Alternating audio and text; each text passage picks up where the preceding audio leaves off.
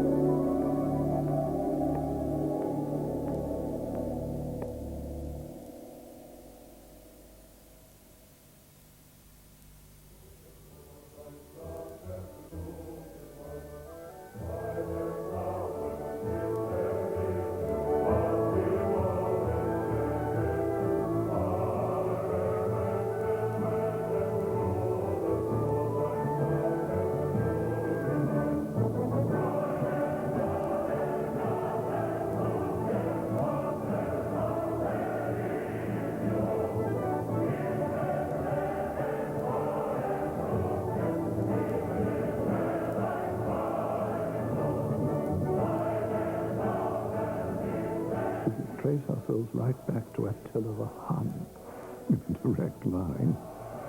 And we came from Hungary in 1067. Bartholomew brought beautiful Margaret to Scotland as bride for King Malcolm, he who clobbered Macbeth. And she didn't fall off, so the king was so grateful for bringing his bride intact, delivering her safe and sound. He said to Bartholomew, you can have all the land of Aberdeenshire, which you can ride around in a day. So he got out a strain of fast horses. He tore around Aberdeen, enclosing most of it. At the end of the day, Malcolm said, what did you see? He said, sir, I saw a Leslie, which is old Scottish for a fair meadow. So he said, then Lord of Leslie shall you be.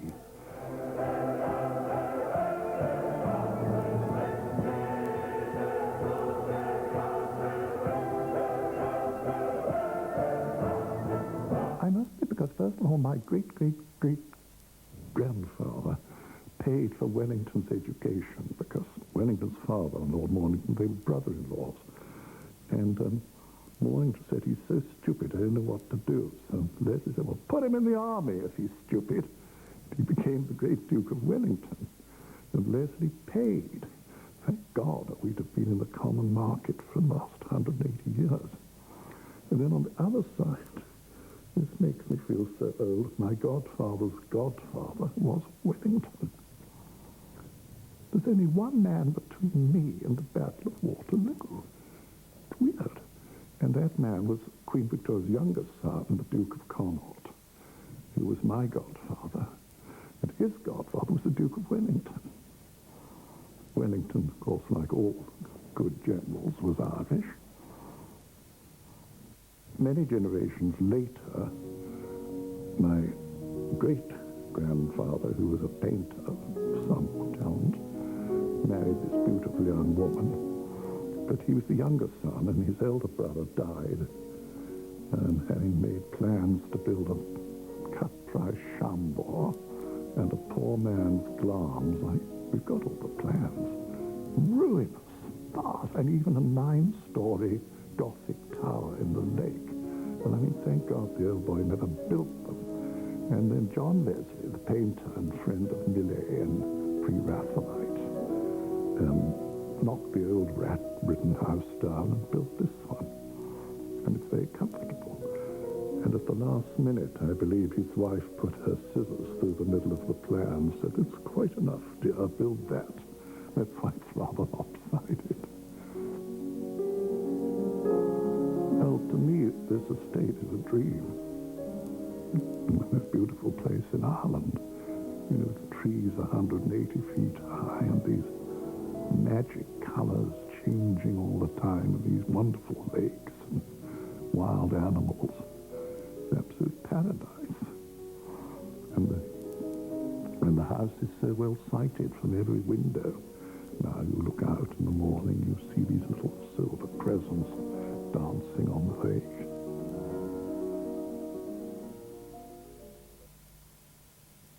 Well, you see, I was born in 1921, and there was a fuss going on here then, like now. And so they waited till 23 or 24 before I came, so I was about 3 years old. And we lived in London, and we didn't become mine until 30 years ago. We came every summer. We all moved into the top floor, and we counted the days from time to Glasslock, you know, like so many shopping days to Christmas. And we hated leaving so much that the little station, which I think we've seen or are going to see, once my brother climbed up and held the signal arm up to stop the train going. But of course, coming from Belfast, usually one more stop, 2 more stops, next one Glasslock, bursting with excitement. What more wonderful place for a child than an Irish domain, with its wonderful swamps and dangers and ice houses and things to fall down, towers to climb, huge attics to hide in when the grown-ups wanted you to do something boring, like clean your teeth or something. Wonderful basement to look for ghosts in. It was absolute heaven. Another planet. And it smelled quite different. It had a lovely, rich, peaty, natural smell. London stank. Still does. It was a family thing, really. The big house included all the people who lived on the estate. And, you know, we were Glasslock. And there was presumably a world outside, but we didn't think it very interesting. We were much happier in our sort of magic kingdom.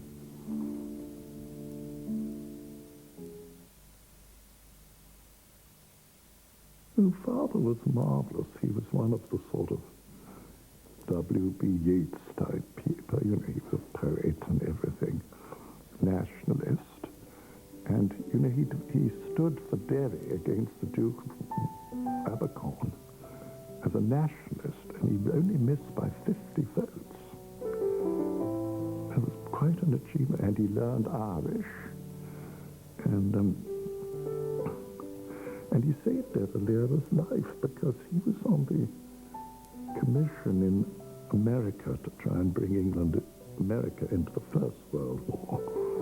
And they were going to shoot old Dad, remember? Yeah, he was on the list. But he was an American citizen. And Father said, look, if you shoot him, America won't come into the war. So they didn't shoot him. So you see, we're butting into history. We changed Irish history a bit there. We changed European history by educating the Duke of Wellington. Marvelous lady. She was, I'm sorry to interrupt, she was the daughter of Henry Clay Hyde, who was Governor General of the Philippines. She met my father on Long Island. Yes, Burke Cochran, the famous Irish-American orator, was married to my mother's sister, Anne. And that's where they met. And he was going to be a priest at that time. And he thought this lovely American girl would make a marvelous bride for his younger brother, Norman, who was tragically killed in 1914. And they had a motor accident, and he carried her out of the wreck. And being a priest, a would-be priest, he'd never even held a woman's hand before. And he didn't want to put her down, and changed his views entirely. Decided he'd have her, and not, so he married, that's how he came to marry her. They were wonderfully unsuited. An ambassador's daughter who expected things to work on the clock, and everyone to say yes man, no man, and the vague Irish poet who'd come in half an hour late for a dinner party, barefooted, reciting poems in Irish if he thought the guests were boring. but they somehow stuck together. They're the most unlikely couple. I was devoted to both of them. I can remember so well 1939, getting off my pony. I was 17, going through the gate by the water tower and putting it in the stable. And the man said, "The war's on." And that was awful, cold feeling. You know, Germany had invaded Poland. Now, on Sunday, we sat in my grandmother's room listening to poor old Chamberlain announce war. And Granny said, "Don't worry, we shall win. We always do." And Lady Caledon, you know, Alexander, Field Marshal Alexander is her son. He said, "Everything's going to be all right. Tubby is back." That was his nickname. So these two old granddams were quite unfazed. I have to tell you now that no such undertaking has been received, and that consequently this country is at war with Germany.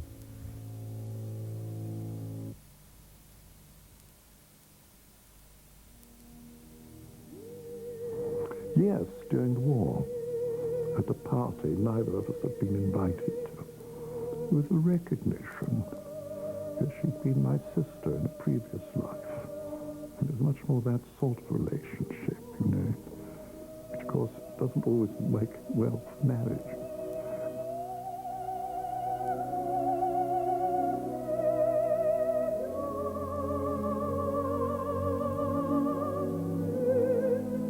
Well, I had Sean and Mark, two very nice boys. Mark's an architect, and Sean does these sound things. And there's little Antonia, who you've seen, who's just done about everything, I think.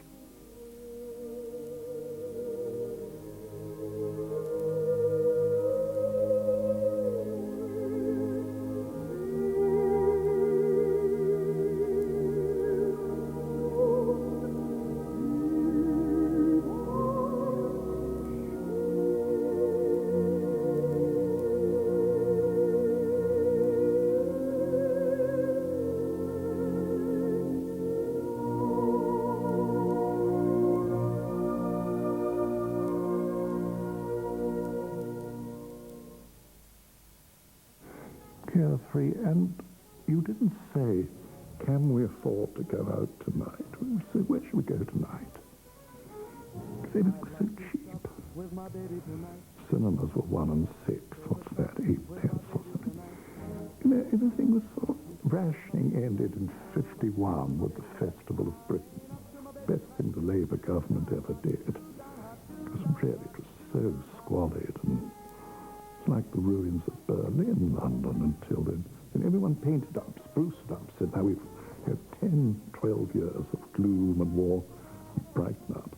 From then on, it swung and was fun and easy going. With my baby tonight. It's the woo with my baby tonight. 50s were a very carefree period, and there's really nothing nasty going. I'll tell you when it ended. I'll tell you the exact day the romance ended. The day Kennedy was shot. The glass broke. It was the end of an era. We all felt it. Everyone felt something horrible's happened in the bad. And from then on, it was bad.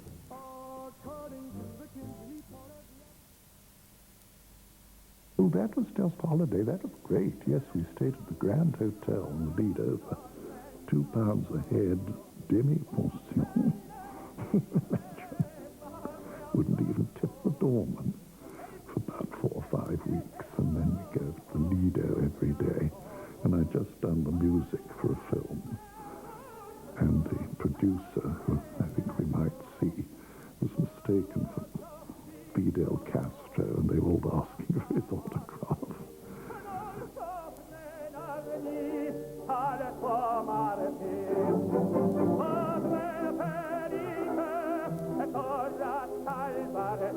She looked marvelous then. They took her for Lola Brigida at one time.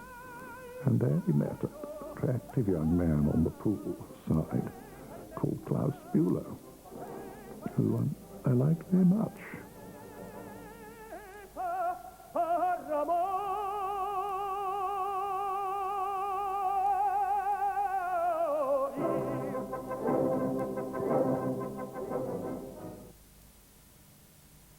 I took over in 1963, just when I was doing well doing music for major films. You know, I had to give it up because my sister and Billy King, who were running it, felt it was beyond them. And it was, if I hadn't done it, they'd have sold the place. So I took over and said, where's... and they said, oh dear, you know, nearly all the cattle we've sold and so forth. Anyway, I managed. I survived. What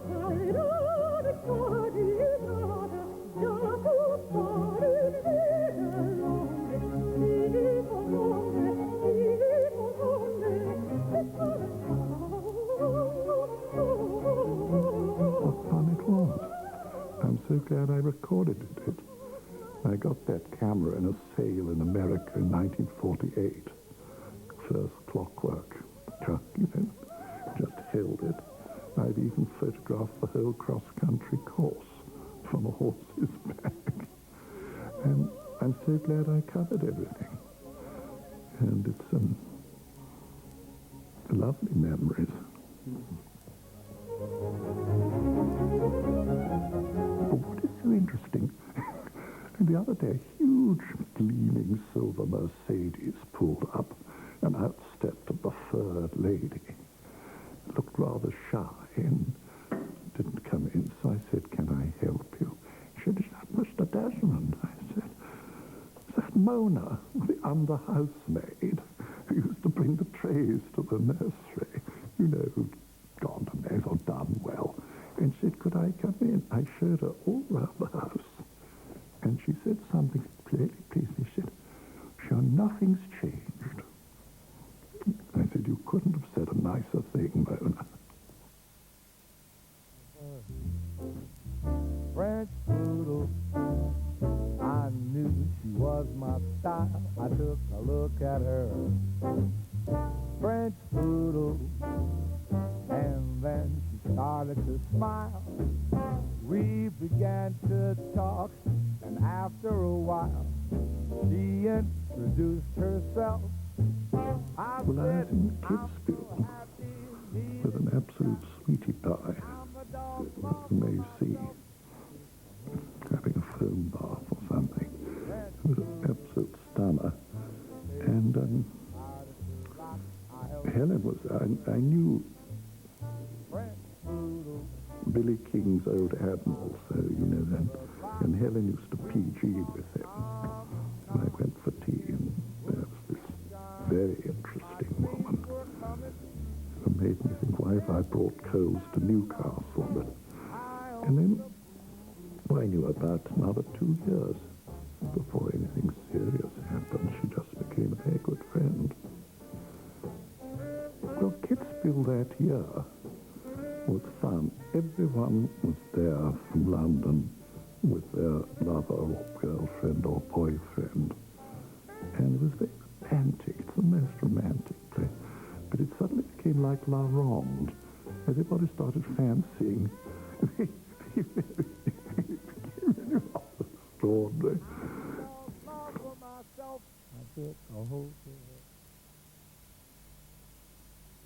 Like the beat, beat, beat of the tom-tom when the jungle shadows fall.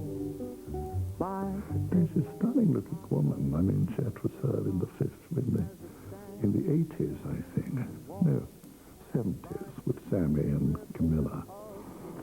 And, you know, she's 5'11" and gorgeously lovely lady. I'm still very much in love with her, glad to say. Well, you know, it eventually hits you.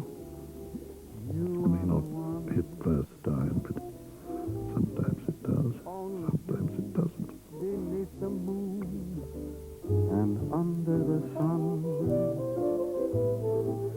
Yes, the moon landing. One small step. And you remember one of the astronauts said back, there is a Santa Claus. That was their private code for flying saucers. I've seen some of the footage that escaped the censor. Incredible of the the lunar lander, and two huge UFOs hovering over it. Oh, all this went on while we were in Connemara. Here's Sammy and Helen bathing, and lovely, and we saw it all on a very scratchy black and white telly in the local pub. Of my lonely room.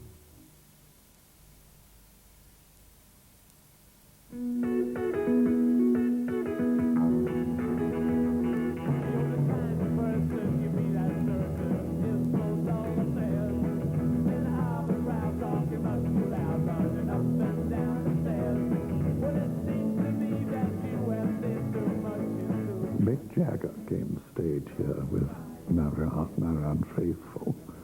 He was a sweetie. He came twice, I seem to remember. And my boys had a go-kart, which you see spinning round and round. Racing four-gear job, and we put Mick on it. And he was actually terrified. We were tearing off, wasn't seen again until he got it reversed.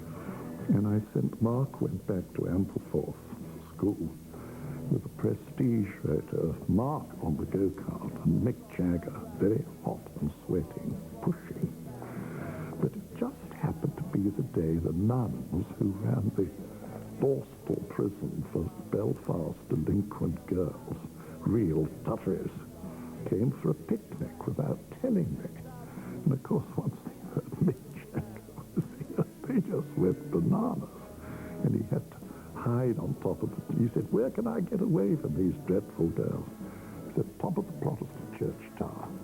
So you see him climbing up there and looking down and screaming at them, "Go back to your suet puddings, you horrible girls." Finally, the nuns struck a deal that if he would give them his autograph, they'd get them corralled and make them behave. So he agreed, but there was no paper. But he had a green felt-tipped pen. So in this scrimmage picture here, he's writing Mick Jagger on their shoulders, their thighs, their bosoms, anywhere there was a bit of skin, which was fine. Until months later, the mother rang up and said, "What am I going to do? The girls refuse to wash."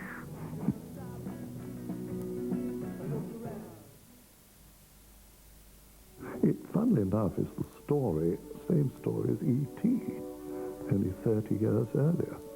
The flying saucer was that shield in the hall on a fishing line, flashing in the sun with a mirror.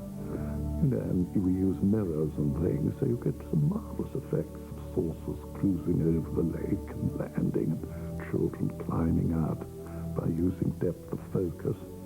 Amazing what you can do from a special effects department. See, when I shot all that, it was just for fun. Now it's really become perhaps quite useful.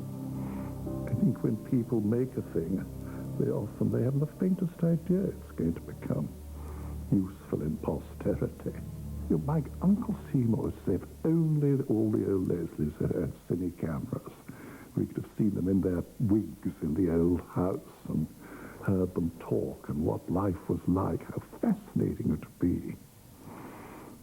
As we've got Dean Swift's poem about the Leslies, he used to stay here, and how they hated paying bills but loved being hospitable. And he starts off saying it was Robin and Harry, they were two old brothers, Robin, Harry, Lizzie. And he wrote, "Robin to a beggar with a curse throws the last shilling in his purse. But when the coachman calls for pay, that rogue must wait another day." You know Charlie Chaplin walking along with a plank, and every time he moves, either something marvelous or something awful happens. Well, we're rather like that. We sort of wander through life amiably, changing history for better or worse, and not being quite aware of it at the time. We were very, very fortunate, yes. Very, very, very grateful for that. Very. It was a wonderful life. And I hope we made the most of it.